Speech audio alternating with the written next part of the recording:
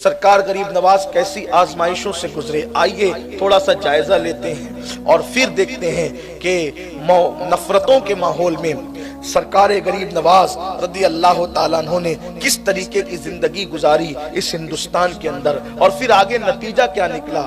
ہمیں آئیڈیل بنانے کی ضرورت ہے۔ اس ملک و ہندوستان میں سرکار غریب نواز کو ایک فقیر مرد درویش مسجد نبوی شریف میں بیٹھ کر حدیث کا درس دیتا ہے، اس کا نام محمد حسن ہے۔ ایک فقیر مرد درویش اپنی طریقت اور تصوف کی تعلیم مکمل ہو جانے کی بنیاد پہ، پیر و مرشد کے منازل طے کرا دینے کی بنیاد پر مسجد نبوی کا مدرس بن جاتا ہے۔ پیر و مرشد یہ کہہ کر واپس مکے کی طرف لوٹ جاتے ہیں، میں نے تیرا کام حسن پورا کر دیا، میں نے تیرا کام پورا کر دیا، اور اب میں جاتا ہوں۔ اور اب وہ بھی پیر و مرشد بھی جو ہے وہ لوٹ جاتے ہیں، لیکن حسن جن کو ہم خواجہ معین الدین حسن کہتے ہیں، آپ کا اصل نام حسن ہے، خواجہ معین الدین حسن کہتے ہیں، آپ مسجد نبوی شریف میں مقیم ہو جاتے ہیں اس نیت سے کہ اب میں نے دین کی خدمت یہی کر کے زندگی مکمل کر لینی ہے۔ اچانک قبر رسول کا ایک مجاور آ کر باہر آواز لگاتا ہے، اے لوگو تم میں معین الدین کون ہے؟ اللہ کے رسول اس کو طلب فرماتے ہیں۔ چونکہ معین الدین کوئی نام نہیں تھا، جیسے مثال کے طور پر اگر آپ برا نہیں مانے تو بات صرف سمجھانے کے لیے ملانے کے کہ اسٹیج پر علامہ صاحب کون ہے تو آپ کو دسترخوان پہ یاد کیا جا رہا ہے، ظاہر سی بات ہے تو سبھی علامے اٹھ کے کھڑے ہونے کہ میں بھی علامہ ہوں، یہی تو ہوگا اور کیا ہوگا۔ یا آپ میں سے خطیب صاحب، چلو خطیب صاحب کو بلایا جا رہا ہے کیونکہ یہ کوئی نام نہیں، اس کا تعلق صفت سے ہے، تو وہاں بھی یہ کہا گیا معین الدین، دین کا مددگار کون ہے، چلو بلا رہے ہیں۔ تو جتنے وہاں حدیث کی کتابیں لے کر بچوں کو برسوں سے پڑھا رہے تھے، سب اٹھ کے کھڑے ہوئے، انا معین الدین، انا معین الدین، میں معین الدین، میں معین الدین ہوں۔ لیکن ایک ہی ذات تھی جو کھڑی نہ ہوئی، کہا کہ میں نے، میری حیثیت کیا اور میری اوقات کیا ہے، میں کب سے معین الدین ہو گیا، میں کب سے معین الدین ہو گیا، کیونکہ میں نے تو دین کی کوئی مدد ہی نہیں کی ہے۔ یہ بات جو ہے وہ ذہن میں آئی اور ایک ہی ذات تھی جو اٹھ کے کھڑی نہ ہوئی۔ اب کئی لوگ تھے کہ ہم ہیں، ہم معین الدین ہیں، ہم معین الدین ہیں۔ اس نے سوچا قبر رسول کے مجاور نے کہ آخر ایک ہی کو بلایا گیا، یہ اتنے کہاں سے ہیں؟ تو انہوں نے کہا رکو میں پھر پوچھتا ہوں کہ کیا ہے۔ کتنا یقین تھا حیات النبی پر، حیات النبی پر کتنا یقین تھا، آج سے 900 سال پہلے تک، بلکہ 900 سال تو بہت بڑی بات ہے، 100 سال پہلے تک بھی بڑا یقین تھا۔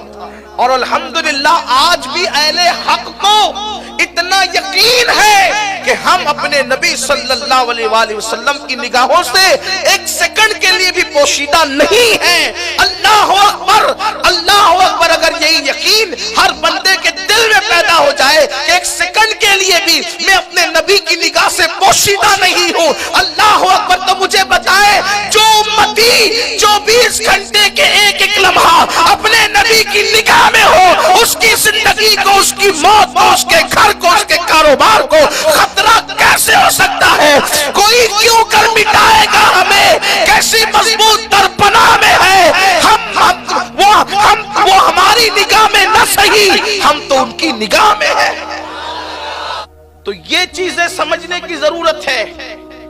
تو میرے آقا صلی اللہ علیہ وآلہ وسلم کے دیوانوں کتنا یقین تھا لوگوں کو، کہا کہ میں ذرا پوچھ کر آتا ہوں۔ صاحب سیر الاولیاء نے لکھا ہے کہ اس مجاور مزار مصطفیٰ نے کہا کہ میں پوچھ کر آتا ہوں کہ کس معین الدین کو بلایا، تو اس وقت کہا کہ کس معین الدین کو بلایا، تو ندا آئی معین الدین حسن چشتی کو بلا کر لاؤ، معین الدین حسن چشتی کو بلا کر۔ لوگ ہم لوگوں کا بڑا مذاق اڑاتے ہیں، میں کوئی ان کی بات کرنے نہیں آیا، میں تو اپنے آقاؤں کی بات کرنا، لیکن بات بتا رہا ہوں۔ ہمارے نوجوان پریشان ہوتے ہیں کہ لوگ کہتے ہیں کہ ان میں چشتی بھی ہے، قادری بھی ہے، رضوی ہے، اشرفی ہے، برکاتی، کتنے فرقے ہیں آپ لوگوں کے یہاں، ان کو پتہ ہی نہیں کہ سلسلہ کس کو کہتے ہیں اور فرقہ کس کو کہتے ہیں۔ جن بیچاروں کو پتہ ہی نہیں کہ سلسلے فرقے میں فرق کیا ہے، وہ دانا دیتے پھر ہمارے جوان آگے کہتے ہیں کہ دیکھو، کہتے ہیں کتنے فرقے، ان سے کہا نادان، فرقے جو ہے نا وہ نظریات پر نہیں بنتے، فرقے عقائد پر بنتے ہیں۔ ذرا بتا دے کہ رضوی اور اشرفی میں عقیدے میں کوئی اختلاف ہو، قادری اور چشتی میں عقیدے میں کوئی اختلاف ہو، برکاتی اور نقشبندی میں کوئی عقیدے میں اختلاف ہو، ہمارے عقائد جو ہے وہ ایک ہیں الحمدللہ، اور اکثر کے مسائل بھی ایک ہیں الحمدللہ، لیکن کہیں کوئی نفرت کی بات نہیں ہے، محبتوں کی بات ہے۔ پھر لوگ کہتے ہیں یہ چشتی کیوں کہلواتے ہیں؟ کیا حضور نے کبھی کسی کو چشتی کہا؟ ایک قادری کیوں لگاتے کہ حضور نے کسی کو قادری کہا؟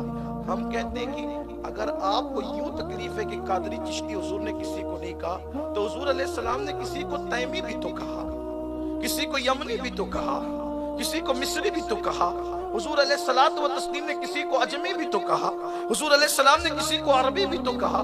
یہ حضور علیہ السلام نے تو اس دور کی پہچان شہروں سے تھی، اور اس دور کے اندر پہچان عرف کے اعتبار سے جو ہے پہچاننے کے لیے کہ کون کہاں سے وابستہ ہیں، وہ جو ہے وہ سلسلوں کے ذریعے سے ہے، لیکن عقائد سب کے ایک ہیں، محبتیں سب کے دلوں میں ہیں، پیار سب کے دلوں میں ہے۔ یہ ایک ہی سٹیج کو دیکھ لیجئے کہ یہاں پر آپ کو مختلف پھول نظر آئیں گے، اور یہ پورا منبر ایک گلستہ کی شکل میں نظر آئے گا الحمدللہ، لیکن کوئی کسی سے ناراض نہیں ہے، سب بے فضلی تعالی ایک دوسرے کو دیکھ کے مسکرا رہے ہیں۔ ایک مجمع کا بھی یہی حال ہے، تو عقیدے جدا ہوتے ہیں۔ دیکھا آپ نے موسیٰ علیہ السلام کی قوم بھی جنت میں جائے گی جو ایمان لائے، عیسیٰ علیہ السلام کی قوم بھی جنت میں جائے گی جو ایمان لائے، ہم بھی جنت میں جائیں گے ایمان والے۔ اب آپ سے پوچھنا چاہتا ہوں، کوئی کہے کہ دیکھو کہ موسیٰ کی قوم تو الگ ہے، حضور کی قوم الگ ہے، پھر دونوں جنت میں کیوں؟ تو نادان، جو عقیدہ قوم موسیٰ کا تھا وہی عقیدہ محمد رسول اللہ کی امت کا بھی ہے۔ امتوں میں مسائل بدلتے رہے، عقائد کبھی نہیں بدلے۔ عقیدہ آدم علیہ السلام سے لے کر آج تک کے سارے مومنوں کا وہی عقیدہ ہے جو اللہ تبارک و تعالیٰ نے عطا فرمایا۔ عقیدہ کہیں نہیں بدلا، ہاں البتہ مسائل بدلتے رہے۔ وہ پتہ چلا مسائل جہاں مختلف ہو وہاں جنتی اور جہنمی ہونے کا کوئی سوال ہی پیدا نہیں ہوتا، عقیدہ مختلف ہونے میں جنتی اور جہنمی ہونے کا سوال پیدا۔ ورنہ دیکھ لیں کہ موسیٰ علیہ السلام کے یہاں اگر نجاست لگ جائے تو کاٹ کر پھینکنا تھا، ہے نا؟ اٹھا کر دیکھیں آپ قرآن کی تفسیر، اور ہمارے یہاں لگ جائے تو چلو پر پانی سے دھل دو۔ بولو ان میں ہم میں مسئلے کا اختلاف ہے کہ نہیں؟ مسئلے کا اختلاف ہے، عقیدے کا اختلاف نہیں، اس لیے وہ بھی جنتی ہیں ہم بھی جنتی ہیں۔ اب پتا چلا حنفی اور شافعی فرقے نہیں ہیں، حنفی اور شافعی فرقے نہیں ہیں، اس لیے کہ فرقہ حنفیت اور شافعیت کا نام نہیں، مالکیت اور حنبلیت کا نام نہیں، چاروں کے عقیدے ایک ہی ہے۔